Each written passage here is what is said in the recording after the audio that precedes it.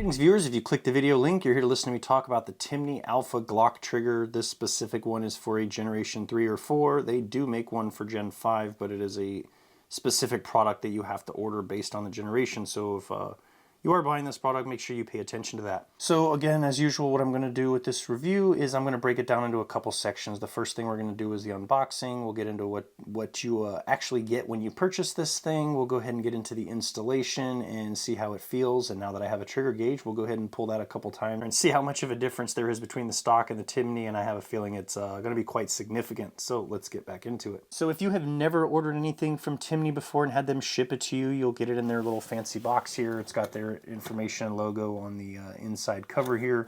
You've got the product that comes in some super fancy packaging. We take that out because we're going to go over there in a minute. And then you'll notice that there's a Tootsie Pop in here, which is kind of a strange thing to ship with some gun parts, huh?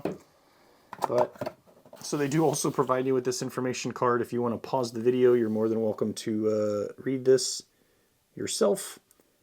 The reason why they ship with Tootsie Pops, and then on the back side here they just have kind of their information and their commitment to you in their customer service and their products. So you can take a look at that. That's not why you're here though. You guys and girls are here to see this, the main star of the show. What do we get in this fancy packaging? Well, so one of the things that I've said about Timney several times is they could probably tone down their packaging a little bit and maybe save some of the cost to the consumer. This seems a little excessive. You've got these big cutouts here that have these tools in there, but I think they reuse a lot of this stuff for different products and then they just make them kind of fit in there. So I don't know, I'm not a manufacturer. I don't make molds for plastic stuff that is required for other products. But anyway, we slide that out of here. We've got some literature that's in the back here. Comes in this kind of little envelope. Take that out. They've got their legal disclaimer here. They've got their card with a little QR code if you want to scan that. It does come with stickers. We all love stickers, right? This comes with some of your information instructions here and things you're going to need. Their guarantee. And then kind of your pictogram instructions on the back here to show you how to install this thing. So this is a more updated version, so if you purchased one of these early on, they have made some changes, so there are some different parts and tools that come with this thing than if you had purchased it previously. So we open this little plastic clamshell packaging here.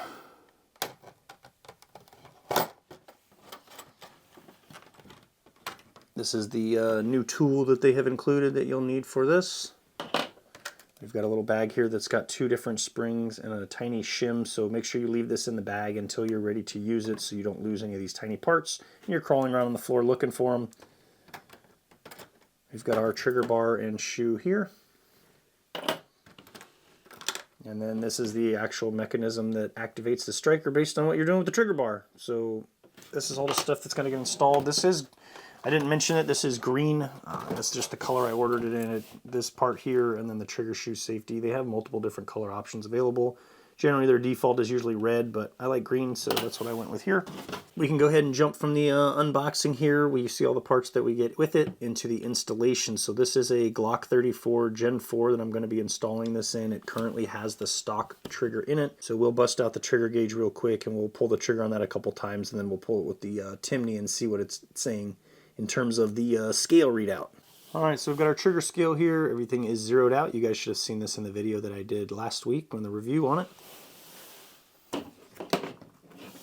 We've got to put our little yellow cap on the trigger shoe here, or on the end, so that it activates the trigger shoe safety. We're going to clear that out. Let's go ahead and get a couple pulls on here. I do believe I've polished this trigger, and I may have even changed it to a lower disconnect, so it's probably going to be a little bit lower than stock.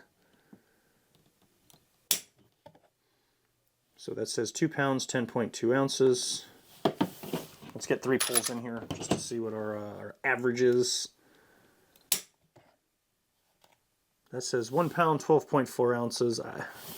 This is, again, I'm kind of not necessarily a huge fan of trigger scales because I don't feel it gives me personally an accurate reading of what I'm getting, but some of you like that sort of thing. And then we're up to 3 pounds, 3.2 ounces. Like the variety of numbers that we're getting here, I'm sure I'm doing something wrong. I'm not doing it consistently. You guys, again, can scream at me all you want. 2 pounds, 2.9 ounces. 2 pounds, 7.2 ounces. So we're just going to set this aside. I'm going to clear it out because that's not what you're here for. You watched that in the last video. So we'll go ahead and turn this off, put it away, and let's get into the installation. So as you can see, I pulled the trigger on this a couple times already. It has been safety checked prior to me bringing it into view for you to use it on camera. We've already pulled the trigger, so let's go ahead and get this disassembled. So once we've pulled the trigger, pull back slightly on the slide, pull those levers down.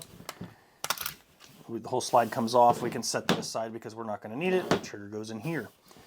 Again, this is a Gen 4, so there are 2 pins here. If you are using the Gen 5 model, you are going to have a little bit different disassembly instructions.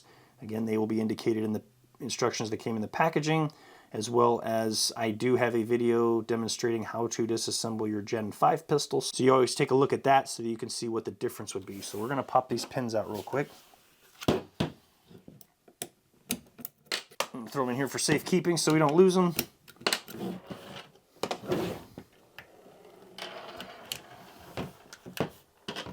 So now that we've got all of our pins out, we need to take this block out. You can come from either angle and just kind of get up under it, pop that out of the way. Move your slide stop, slide release, whatever you prefer to call it.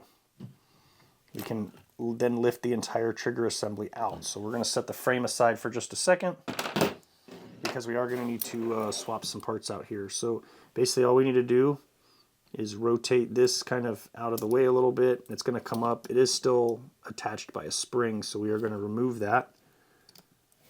So that's disconnected from that. We're not going to need this again. As I suspected, I had changed out the disconnect here. You can see by these little holes, that's not the stock one. So that trigger pull that we were getting on this was a little bit lighter than you would get normally. The other thing we need to do is we need to take this spring out. So what I'll do is kind of rotate it towards the back until it's back here, and then it should just lift straight off. You can see that it is hooked there, so if you were to install it in reverse order, that's how you would do that, and then just spin it around to get it inside. So again, I just fold that all the way to the back, lift straight up, and it comes off, and we can set that aside. All right, so now that we have access to this, you're going to grab this portion of the trigger itself, and it is going to sit in there in this orientation. So if you're familiar with the disassembly of the Glock, this right here is your ejector. This pushes on the empty case as your extractor pulls to help flip it out. So this is the front of the gun. This you want in the back because when the trigger activates, this is what pushes down and releases your striker. So you want it facing in this orientation, and notice there's a little screw here. There is now an open cavity there where we rotated all those parts out of. We're going to drop this down inside of, and it should fall down just like that. You need to give it a little bit of a push, and when you turn it over and look on the bottom, you should see this little screw protruding from the bottom portion there. So this tool that they provide you right here, that's what this screw is going to interface with. So we are going to back this screw out just a little bit because we want a small gap between the head of the screw and the bottom of the housing here. And then what we're going to do is we're going to go back to this little bag. Remember that tiny shim that I said that was in there we don't want to lose? This is the part where we're going to use that. So I would hold on to the springs, dump the shim out, make sure you're on a flat level surface so this thing doesn't go flying away. Make sure you don't have cats climbing around or toddlers while you're trying to do this because it's very easy to lose this tiny part. So basically, we've got that little notch that's right here. So this is kind of a square horseshoe shape. Don't have enough of a gap there. You may need to back that screw out just a tiny bit. You may take some finagling to get this in there. You may have to push from the top to get that mechanism to go down a little bit further. So once you're able to actually push that all the way in, we want to push it as far as we can get it, and then we need to tighten this down. We're not trying to tighten it down until we snap it, but you want it nice and tight. And again, I don't have an inch-pound setting to give you to put it on there. Just put it in there, make it tight, and once you feel quite a bit of resistance, don't force it. All we're doing is we're just making sure that stays put because you don't want this piece popping up and down while you're firing your weapon, because that's not going to help you. You have 2 springs in that bag. If you have to kind of look at them pretty closely, one of them has kind of a red tint to it. One of them is just completely silver or grayish colored. The red one is used if you have a lighter disconnect in there like I do, the one that's got the speed holes in it, make it so much faster. So we need to use the red one. If you have just a stock Glock trigger that you are replacing and you're leaving that disconnector the same, so it's the stock one, that's when you're going to use the silver one. So I'm going to set this aside with my other parts, and we are going to focus on the red spring. All right, so since we're using the red spring, I want to kind of show you this a little bit up close so you can see what's going on here. So there is actually a hole on the back side here that connects. If we were to shove this in here, you should be able to see that popping out underneath. So this spring that we're using, again in my case the red one, is going to sit kind of in this cutout here. That hole that's there is designed for the tail of one of these to go into. So what I'll do is I'll turn this 90 degrees, get it started in that little hole, and then when you reach the point where it can go over, that's going to fold over this. So it should be sitting in there like that, with just a tiny bit of the tail part of that spring popping out through that hole there. So that's going to hold it in place while we get it installed. And again, it's got its own little special place to sit. So we're going to grab our frame. We're going to grab the rear housing for the trigger here. This long tail piece is going to feed in just like it did before. This part's going to sit up against the trigger disconnect. You're going to want to pinch these together. It doesn't have anything to kind of lock it in place. There's no springs holding onto anything. So we're going to need to hold that just like it is. Go ahead and set it back down in the pistol. Make sure your trigger shoe goes down in the hole where it goes. This down in there. We're going to go ahead and put this back pin in because we no longer need these. We no longer need access to these parts. Be careful pushing this in. The back pin is plastic, so if you force it and it's stuck, you can bend or break it. So we'll just get that pressed in. If you are using a back strap, make sure you're using the longer plastic pin, and then just kind of push it so that you get an even spacing on either side. So once that's done, again, the rear is secured. We don't need to do anything else with what's going on back here. This is the only part that we are worried about. We've got that spring fit into its channel. It's holding itself nicely in there. The next thing we need to do is get our locking block. What we need to do is this last tail for the spring needs to get forced to the back. So you can try and grab a hold of it with a finger. You can use a flat screwdriver, whatever you can get in there.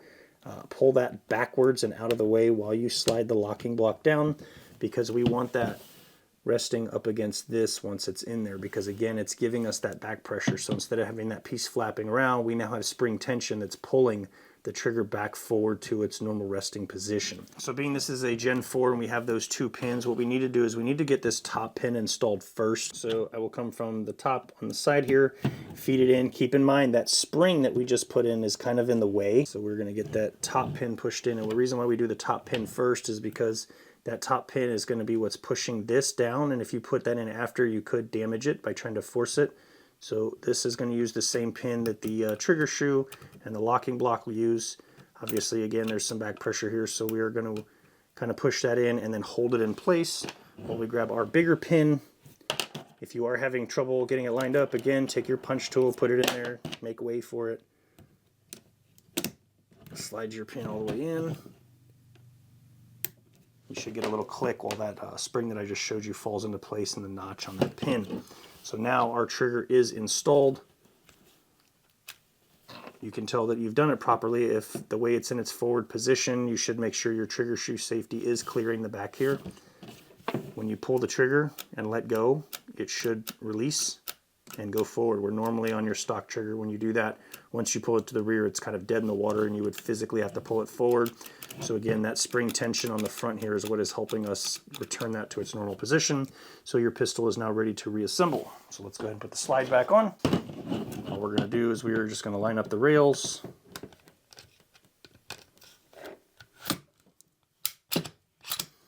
Lock it all the way, and now our trigger is ready to pull. Oh man, that is light. Much different than the stock trigger, even with the lighter disconnect. So now that we've got that installed, let's go ahead and bust out our trigger gauge again.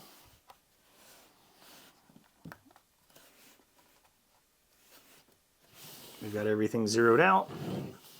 Let's go ahead and pull our new trigger and see what it looks like. 2 pounds, 1.2 ounces, enter. And again, you'll notice with this pistol, you can sit here and continue to pull the trigger. Now, this could be a good alternative to dry fire. If you don't have a dry fire mag or any other device in your pistol, you could theoretically use that to dry fire practice with without having to reset it every time. Pull it again. We'll go ahead and do 3 pulls. 1 pound, 10 ounces.